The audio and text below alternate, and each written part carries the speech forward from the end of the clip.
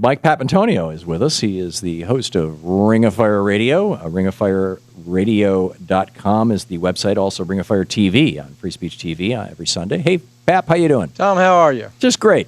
So, by the way, the latest on this shooting here, the Washington Post is reporting that this is just kind of an isolated incident. Seems to be a lady who just, out of control.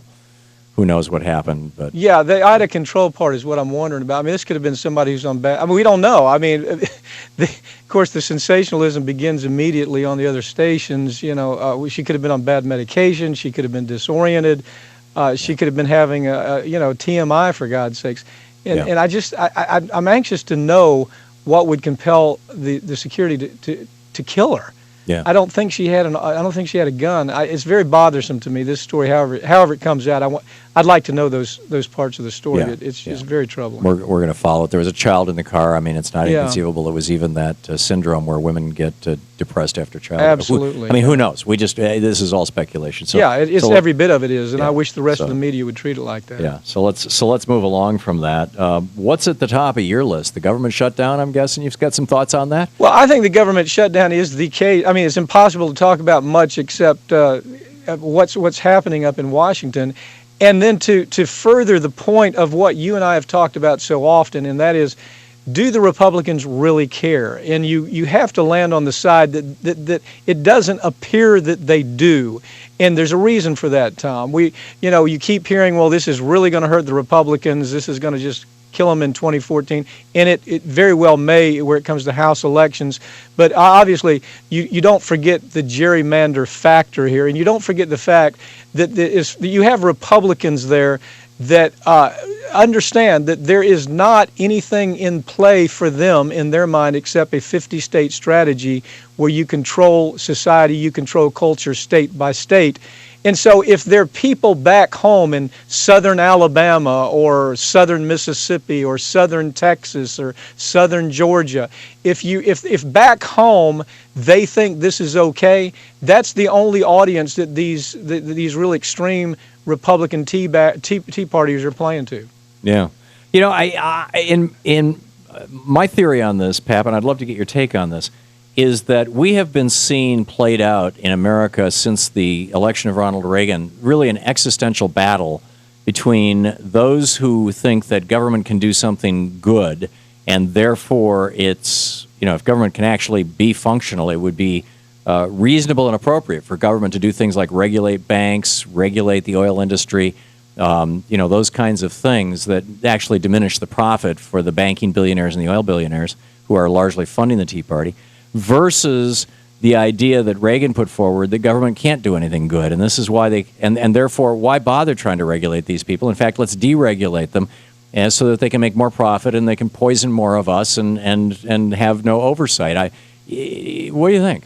Well, I think that's been in play obviously since the Nixon years when they started with the Southern strategy. They tried to figure out what are the vulnerable points that we can really make inroads to a voting population. One of them was race. Mm-hmm. Race was inextricably tied into government because there was always the argument that government is only there for the minorities.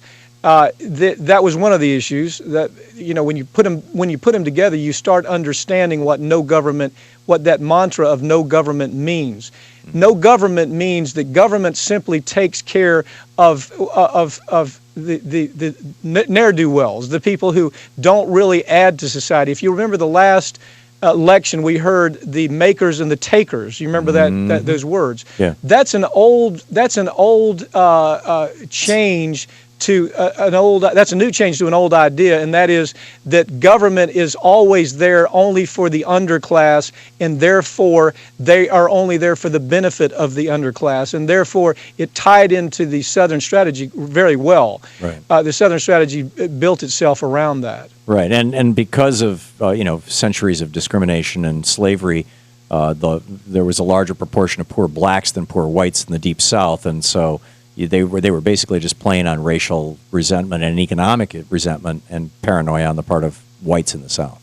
Did an interview yesterday with a fellow named Chauncey DeVega, a brilliant sociologist. he explained it this way. He said that in 40, 50 years ago, we heard that they were called useless eaters. That was genuinely the term that they referred to in a lot of the fascist organizations throughout the world. Wow. The useless eaters were the underclass that were a drag on the upper 1% or upper 2% of the population. Amazing. And in the way that they could just mentally disregard the importance of them was to call them useless eaters, people who take and don't make anything. And what Lee Atwater was so capable of doing was tying that kind of idea to race and to government. And so that when you hear anti-government in the South, that's what it's about. You drill down. It's race. Now here we have a shutdown where we no longer have an EPA monitoring. We have no inspection of food.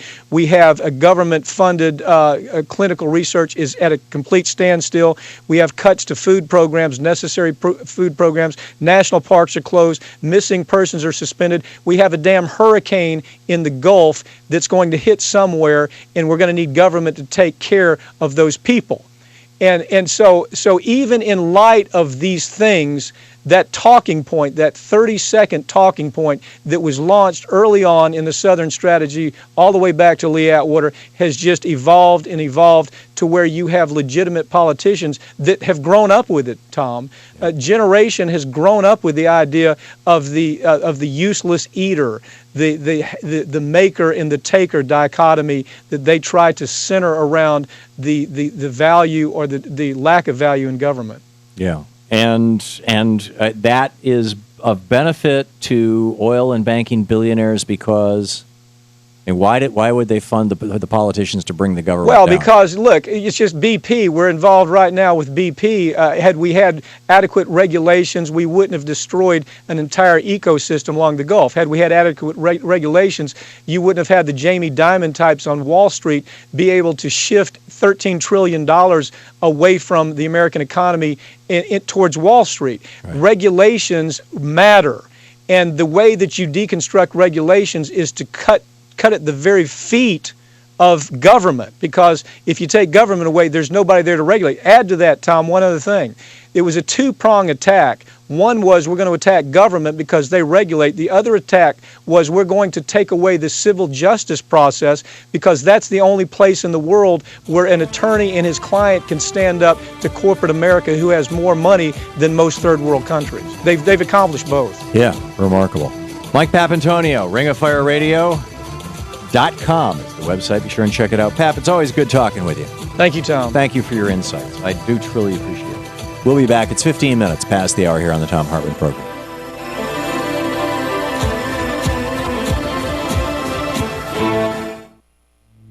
This is the Thom Hartmann Program. And, of course, you can learn all about Mike Papantonio's program, hear it, see it, over at ringofireradio.com.